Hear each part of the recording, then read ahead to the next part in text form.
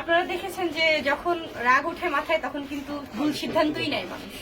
রাগ মাথায় কঠিন সিদ্ধান্ত নিয়ে ফেলে।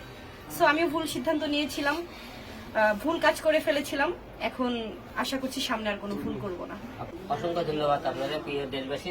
সবগুলোর আগে আমি হিরো আলম এবং রিয়ামণি দুইজনে আপনাদের কাছে ক্ষমা দৃষ্টি আকর্ষণ করতেছি। মানুষ বলতে ভুল হয়, আমরা হয়তো অনেকে ভুল করেছি দুইজনে, সে ভুলের ঊর্ধ্বে কেউ নেই। আল্লাহ পাকের কাছে ক্ষমা চাইলো, আল্লাহ পাক ক্ষমা করে। আর আমরা তো মানুষ, সেই হিসেবে আপনার সবাই আমাদেরকে ক্ষমা দৃষ্টি দেখবেন। আর আমাদের দুইজনে রিয়ামণি এবং হিরো আলমকে দুই পক্ষে আমাদের আইনজীবী হিসেবে আমাদের আতিক ভাই আছে।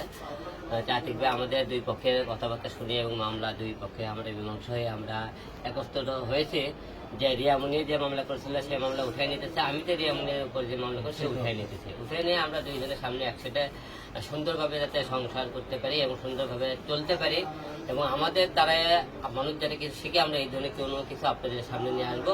এবং রিয়ামণির জীবনে যে ভুল করছে আমি চাবো যে তুমি স্ত্রী হিসেবে একটা স্বামীর যে এরকম দায়িত্ব এবং স্বামীর কথা মতো চলা, যে বারবার তোমার উপর আমার একটা অভিযোগ দিলে তুমি আমার কিছু কথা শোনো না।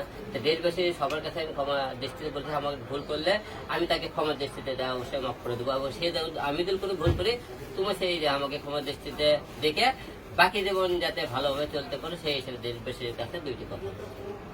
আসসালামু আলাইকুম, আমি রিয়ামণি। বিগত দিনে আমাদের মধ্যে যে ঝামেলাটা চলছিল এটা অ্যাকচুয়ালি অসুস্থ ঝামেলা আমি মনে করি। সম্পর্কের মধ্যে যখন তৃতীয় ব্যক্তি ঢুকে যায় তখন সম্পর্ক এরকমই এলোমেলো হয়ে যায়। তো আমরা আশা করছি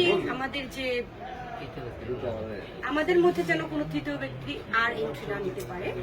আর আমাদের মধ্যে যে ঝুট ঝামেলা ছিল বা অভিযোগ ছিল, আলমের আমার উপরে অভিযোগ ছিল, আমার আলমের উপরে অভিযোগ ছিল, আমরা সবকিছু উইথড্র করছি এবং সামনে আগামী দিনে ভালোভাবে জীবনযাপন করব সেই আশা করছি। সবাই দোয়া রাখবেন আমাদের জন্য। হ্যাঁ, আর আমাদের এই মীমাংসার মধ্যে বড় অবদান রেখেছে আতিক ভাইয়া। উনি অনেকটা অবদান রেখেছে। আর আমাদের মীমাংসার জন্য যে পেপারস গুলো দেখছেন এগুলো দুজনেই আপোষনামা করে নিচ্ছি। ভবিষ্যতে আমরা একসাথে থাকার চেষ্টা করছি। অবশ্যই ভুল করেছি। আপনারা দেখেছেন যে যখন রাগ ওঠে মাথায় তখন কিন্তু ভুল সিদ্ধান্তই নেয় মানুষ। রাগ মাথায় কঠিন সিদ্ধান্ত নিয়ে ফেলে।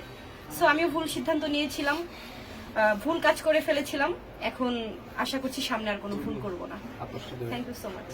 আজকে আসলে দেশবাসীর উদ্দেশ্যে একটি কথা বলতে চাই। আমাদের যে ইয়াংদের মধ্যে অত্যন্ত জনপ্রিয় বর্তমান বাংলাদেশে মোহাম্মদ আশরাফুল হোসেন আলম ওরফে হিরো আলম এবং রিয়ামণি দুজনে আজকে আমার কোর্ট চেম্বারে উপস্থিত আছেন। আমি advocate Atikur Rahman Khan, Bangladesh supreme court. তাদের মধ্যে সাম্প্রতিক সময়ে আমরা বিভিন্ন ফেসবুক মিডিয়ার মাধ্যমে দেখতে পেয়েছি যে তাদের মধ্যে স্বামী স্ত্রীর মধ্যে একটা মিসআন্ডারস্ট্যান্ডিং এবং এটা অনেকদিন যাবৎ চলমান। দুই পক্ষের বিরুদ্ধে মামলা মোকদ্দমা করেছেন। হিরো আলম আমার পাশে আছেন, আমাদের নায়ক।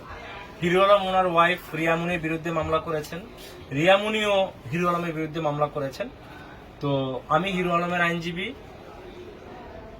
পরবর্তী সময়ে তাদের দুই পক্ষের মধ্যে আজকে আমাদের চেম্বারে সুষ্ঠু সমাধানের লক্ষ্যে আমরা দুই পক্ষকে ডেকে আপোষ মীমাংসা করিয়েছি এবং আজকে যৌথ আপোষনামার মূলে তাদের মধ্যে একটি স্থায়ী সমাধান হয়েছে এবং আমরা আশা করি আগামী দিনে, যেহেতু হিরো আলমের নেগেটিভ পজিটিভ দুইটাই ইম্প্যাক্ট আছে, কিন্তু পজিটিভ ইম্প্যাক্টে অনেক বেশি। হিরো আলম বাংলাদেশের একটা ব্র্যান্ড, অনেক মানুষ তাকে পছন্দ করে, অনেক ফলোয়ার।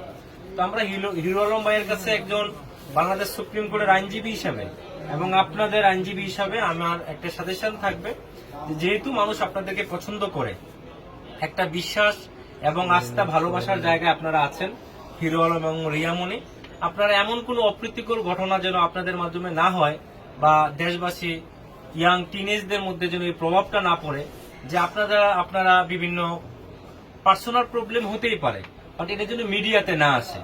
আর আমরা আশা করি এবং বিশ্বাস করি আগামী দিনে তারা দুইজন একসাথে আমরা আপোষ করে দিয়েছি। আমরা আশা করি আগামী দিনে স্বামী স্ত্রী রূপে তারা খুব আইডিয়াল হাজবেন্ড ওয়াইফ হিসেবে তারা তাদের দাম্পত্য জীবন পরিচালনা করবে, তাদের কাজকর্ম করবে। ধন্যবাদ।